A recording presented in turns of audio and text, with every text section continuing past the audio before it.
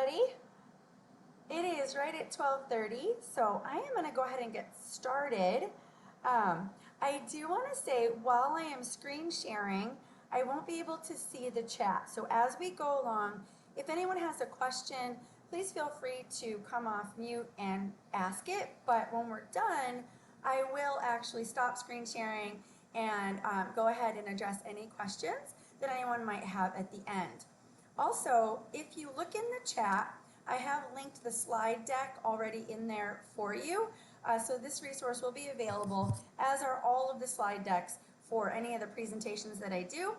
And I'll share the link at the end where you can find all of those, as well as recordings of past webinars that I've already done, should you want to check them out. I do think if you haven't already seen them, some of the April stress resources might be very helpful as we talk about resilience and self-care and preventing mental fatigue and burnout today. So to get started, I love this visual, and that is, on an airplane, the reason that we are instructed to put our own oxygen mask on before we can help others is because if we're not taking care of ourselves and we can't breathe, we will not be any good to take care of anyone else. And sadly, I've seen this sort of thing happen so often where people are so dedicated and so devoted, whether it's to work, to their family, to their kids, whatever it is, that those things become an excuse for not taking care of themselves. And sometimes it can be sobering to stop and think, if we're not taking care of ourselves, doing those basic things we need to make sure that we're healthy and present for other people, then we might not end up being around for those loved ones, for that work, for that job, and for those things that we love and appreciate. So I really want to hammer home today the way that I understand self-care. I mean, in some ways we can think of it as, doing those special little pampering things, getting massages a day at the spa and all that. That's great once in a while. But really, the point of self-care is to take good enough care of ourselves daily so that we're able to handle the stress of life, whatever is thrown at us, so we can grow from it, learn, bounce back, and be resilient. We're going to talk a little bit more about resilience as we go along here.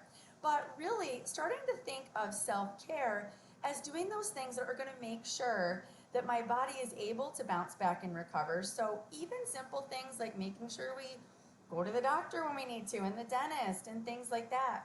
Guarding your sleep. I'm not going to dive too far into sleep today because I have done several presentations on that. And again, I will point you to where you can find those if you'd like to check them out.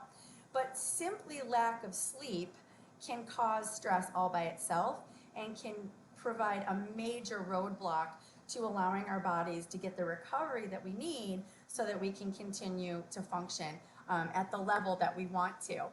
So even making sure that we just take time to play, do things we enjoy, make sure that we are employing healthy stress management techniques. We need stress, and we'll talk a little bit more about that, but there are ways to cope with it that are very helpful and ways that can be very detrimental. And again, I will share some of those links at the end, just so you have more resources. All right, so let's talk about stress. Really, we need it. And there's a great saying, I really don't remember who it's from, but that is life is 10% what happens with us and 90% how we respond to it. We're always going to have issues. And if what we end up doing is allow ourselves to get frustrated or to start shutting down and become overwhelmed, it can become very challenging to continue to move forward with whatever life might throw at us. And again, we absolutely need stress. I mean, for example, physical exercise is a stress on our body. And without that stress, we won't get stronger. We won't grow. But the big thing is how we end up dealing with it. So thinking about certain deadlines, work deadlines, things like that, we absolutely need that stuff in order to get things accomplished. The problem becomes when we start getting too many things all together, we become overwhelmed and we can no longer recover from it. And this is just really showing you some of those negative things that can happen if we're not responding to it as well as we hoped. So realistically, oh, and I do want to point out, anytime in the slide presentation where you see something that's underlined, that's going to be a hyperlink to take you to another resource that's really, really helpful. So as I already mentioned, of course, we need stress. If we don't have enough, it's really hard to get motivated. Like, think about it. Have you ever had a day where you literally have nothing to do and then it takes you all day to do nothing, right? But when we have a structure, that actually helps to motivate us, to get us moving. But again, if we aren't able to manage that well and we aren't able to, prioritize things, we can end up burnt out, crashing and burning and not able to recover. And that's really what the danger is. Even in the most stressful situation, how we perceive it. So what this actually is here is just a great little quiz to kind of give you an idea, if you want to take it on your own, whether or not you are actually approaching that stage of burnout, and then what to do about that if you are. So many people are probably already aware of the signs of stress, but I really like to point it out because most often when we're the most stressed, we're the least aware of it. We start losing the ability to recognize when it is becoming a problem, and we start losing the ability to recognize sometimes whether or not we have the ability to bounce back from it. So, and I will say as well, I mean, if all of a sudden you're experiencing shortness of breath or significant weight gain or loss, headaches and stuff like that, that warrants going to the doctor to make sure something else isn't going on. So I want to preface that. But many of these things are physiological manifestations of excessive stress when it just becomes too cumulative and we're not dealing with it the right way. Of course, anxiety, that's obviously something that we look at towards mental health, but there are a lot of physiological components to that as well. And we're going to talk about some of those chemicals here shortly. All right, well, here we go. So understanding the chemicals. So first of all, cortisol gets a bad rap, but we absolutely need it. Cortisol is our fight or flight hormone.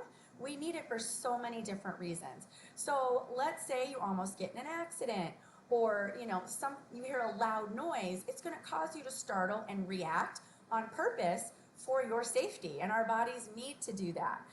It's super important. It's got a lot of metabolic regulating functions as well, and in the correct amounts, it actually helps reduce inflammation, helps us to stay mentally sharp, and things like that. The problem starts when the alarm button seems to continue and it doesn't shut off. So give you kind of an example that might make sense. Let's say there's construction across the street from your house, and the first day you hear a jackhammer, you're probably going to go through the ceiling. If you keep hearing that same jackhammer day after day after day, doesn't mean you love it, but your body starts doing what it needs to tune it out. However, that is having a physiological impact on your body. So that chronic stress where we get towards that burnout is when the alarm bells just don't shut off. Our stress hormones stay too high, and some of the biggest things that happen is we get systemic inflammation and our immune system starts to suffer. We start getting sick more often, like upper respiratory stuff, colds, and things like that. On the other hand, we also have happy chemicals. So we want to talk a little bit about those and how we get them. So dopamine, perhaps people have heard of dopamine and serotonin.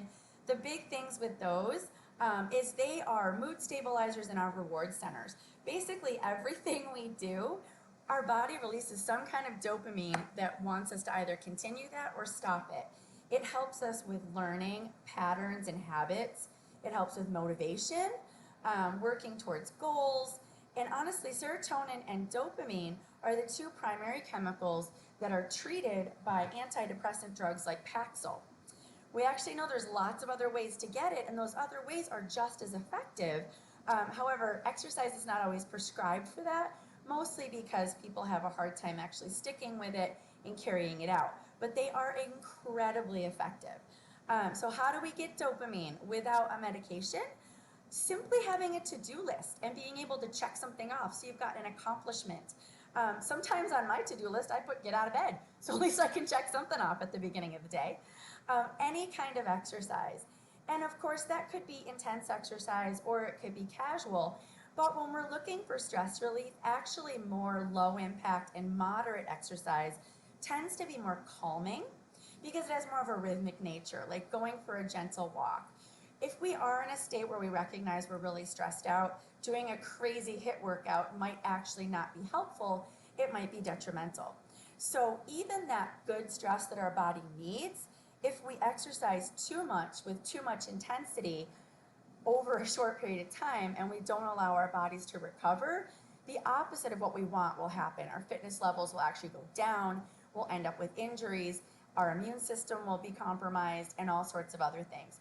So a lot of it is all about that level. So serotonin, obviously mood regulation, appetite, digestion, all sorts of things. And really, stress can cause some major GI disturbances. That's something that happens to me personally, and I often don't recognize that I'm stressed out when it's happening.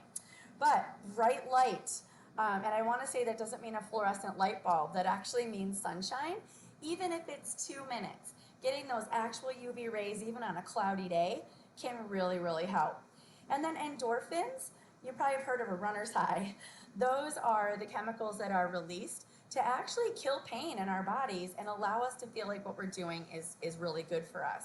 And even laughing, obviously exercise, but certain scents that make us happy can be really helpful too. And then oxytocin, that's our love chemical. It really helps us to decrease anxiety, stress, depression. How do we get at that? Expressing love and gratitude to other people can be really, really helpful, even if it's a pet, your cat, your dog, whatever. All right, there we go. So before we get to some of the quick strategies, I want to talk about proactive resilient strategies that we can take in the long term to help determine when we encounter stressful situations, how we're going to react to it. So I've been talking about resilience, but really what is that? It's the ability of our bodies to take whatever life throws at us, to process it, to not break, but actually be able to bounce back from it. When we lose that ability to actually refocus and continue to move forward, that's when we start being in danger of burnout. So even the most awful thing that can happen, sometimes we need to recognize that, okay, everything going on around me, let's say worldwide pandemics and things like that, is out of my control. But what can I control? I still have to move forward. How am I going to not let this overwhelm me and still continue to accomplish what I need to? That's kind of what we're talking about with resilience. So, and this is Eisenhower. I did not say this, but what is important is seldom urgent, and what is urgent is seldom important. That'll make more sense in a second here. But one of the things to think about is priorities. Looking at which responsibilities we have are going to contribute to our overall goals, and which things might be like an immediate fire that needs to be put out, and how we organize those things. I am linking a lot more resources for you in the chat, or not in the chat, I'm sorry, at the end of the slide presentation, tools that you can use to kind of help figure out some of that stuff on your own. But some other things to think about. You know, we're always going to have demands on our time, and our time is always going to be limited. Sometimes we might not be able to reduce the amount of things coming at us. So what we really need to do is increase our amount of recovery if we want to be able to bounce back. One thing that I've really found, especially in the work from home environment, is that we really need to be able to separate our workspace and our personal space. Because otherwise it becomes really, really hard to go into rest mode or recovery mode and turn off work mode. Like, it might be really tempting to take a conference call with your camera off in your bed. But then if you're working in your bed is no longer a restful place. It becomes a stressful place. So even if you're in a tiny little apartment or anything, creating a separate workspace can help us to transition smoothly from work to personal, which is going to be really helpful in the long run. All right, and again, I have a link for this worksheet if you would like to take an opportunity to go through it yourself. And this is, again, proactive resilience. Trying to look at things, so I labeled here with the appropriate colors. So we need to manage things that are important and urgent. Those are things, maybe there are recurring things in your life that you can think about, or when something happens unexpected, looking at what's really important and urgent. And then focus on things that are important long term, but maybe not urgent in the moment. We want to kind of avoid things that seem urgent but might not be important. Things that can wait until later, especially if we are sacrificing our own self care to take care of them. And then we really want to limit the trivial and the wasteful. That can even come down to things like after a stressful work day where you've been on your computer all day, just jumping on social media and finding things that stress you out and really don't help your resilience. And again, this is just a proactive thing you can do. So again, this is a link right here that's going to take you to the full actual worksheet, the handout. But looking at, okay, when something happens to you, you're going to make the choice to fill in the blank. When you feel, maybe it's threatened, when you feel anxious, when you feel panicky, maybe what that is stopping, taking a moment, and assessing how you want to react. That can make all the difference in the world. Usually, if we can even pause for a few seconds and think about it, we'll probably end up making the choice we wanted to. Most reactions that happen in less than 15 seconds are the ones we end up regretting. And then really thinking about conscientious things we're going to do to build our resilience long term. So we can talk more about that. But let's get to some quick and practical ways to reset and refocus. If you're in the middle of your day and you are just starting to feel like things are closing in around you, or things are getting stressful, you've got way too many projects or whatever, there's lots of quick things that can really help to reset and refocus. One that I have found to be super helpful is gratitude. Whatever is going on, to stop and think for a second. Okay, I got stuck in traffic, I burned the coffee, couldn't get the kids out the door, they're fighting over Legos, there's things spilled on the floor. Wait a second, stop. What am I grateful for? Maybe it's my kids are healthy, I have a job. That goes a long, long way.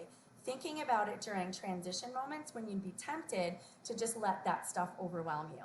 So having a quick list of things that you're grateful for can be a super helpful thing, especially when you begin to feel overwhelmed. And then here's some great things, and we're going to try this together. One of the things is called box breathing. And I'm just going to walk you through maybe a couple quick rounds of this. It's a little bit counterintuitive, but a lot of research shows that breathing in this way is specifically because of the breath holding at the end can actually trigger some neurochemicals in our mind that allow us to reset, relax, and refocus our mind. So the idea is we breathe in over a count of 4, hold for a count of 4, exhale over 4, and then hold for 4 again. So watching my watch, I just want you to try that wherever you are.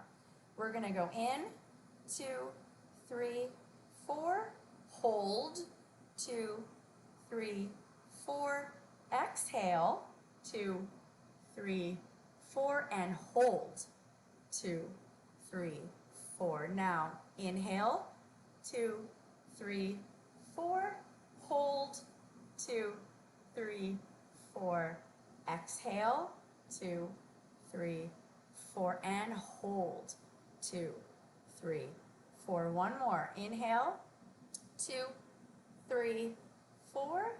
Hold, 2, 3, 4. Exhale, 2, 3, 4. And hold, 2, 3, 4.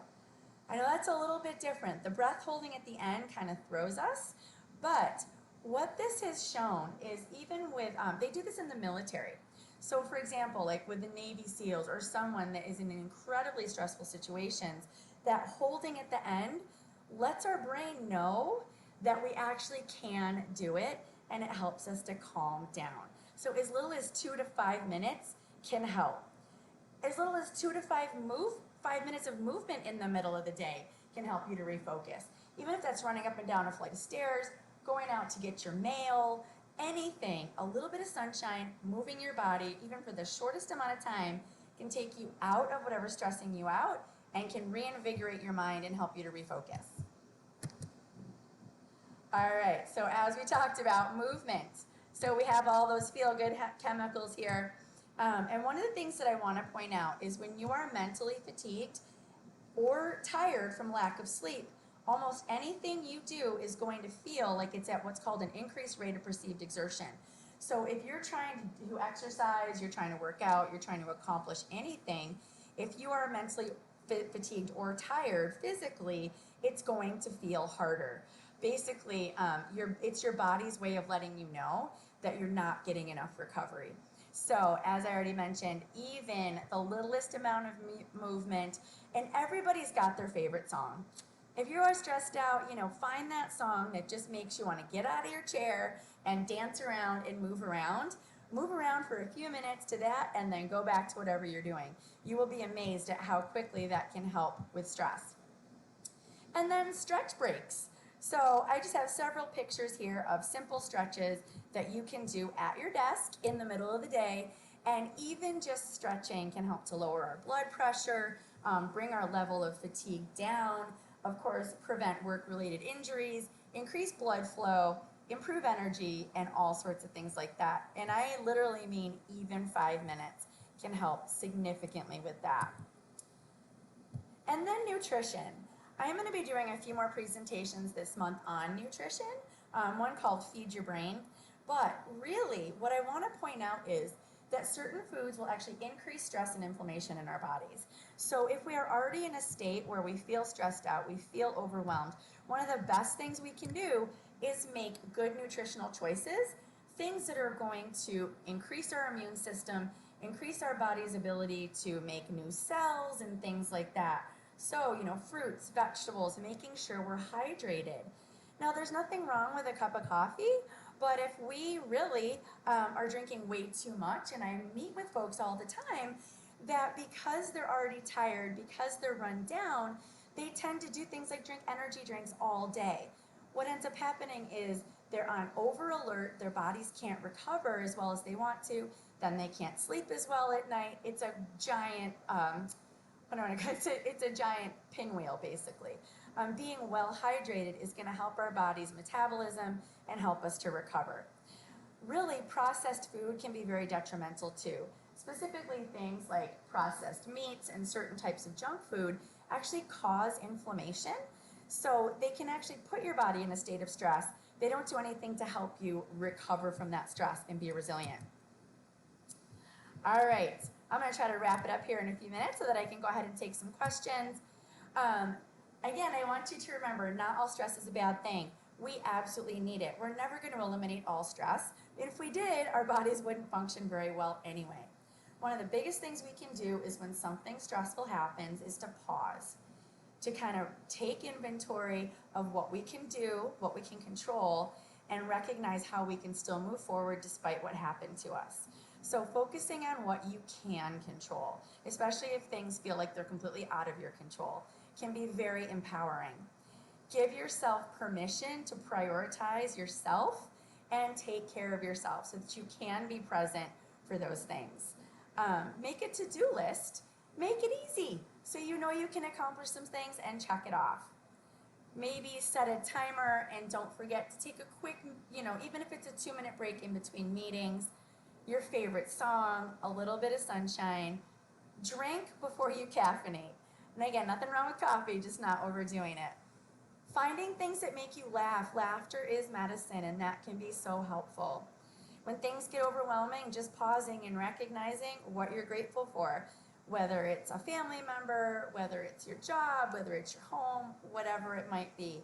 Even, in incredibly stressful situations, sometimes what you can do to help other people can help lift you out of being stressed up. Limit screen time. We're already on our computers so much. So things like, again, endless scrolling on social media, looking at stressful things can really end up increasing our stress levels instead of decreasing them. And don't be afraid to seek guidance. Obviously, PayPal has some great counseling services available, and those are there for you because sometimes you need a third party who is not invested in whatever's going on to help you take a step back, see the forest for the trees, and give you a little bit of direction. And we are almost done. So, again, how can we avoid chronic stress and burnout? Focus on what makes you happy throughout your day, however you can. Now that you know a few of these things, think about some quick little 2-minute strategies you can use when you start to get overwhelmed. I can't stress enough not to let yourself get too hungry, or to overeat too much. Both of those can be detrimental, but taking the time to eat healthy is self-care. Making sure that you're guarding your sleep is super, super important. And if you are feeling depressed, definitely seek help. All right, so that is it. I'm going to wrap it up. I will stop screen sharing here in a minute, but what I do want to point out is, again, there are several links here that might be very, very helpful. As I already mentioned, this is a link. It's a bridge link. It's just a SharePoint where you will find resources from other presentations I've given, and especially some of the ones on stress from April. All right, so with that, I am going to stop screen sharing here and come on over to the chat. If anyone has any questions,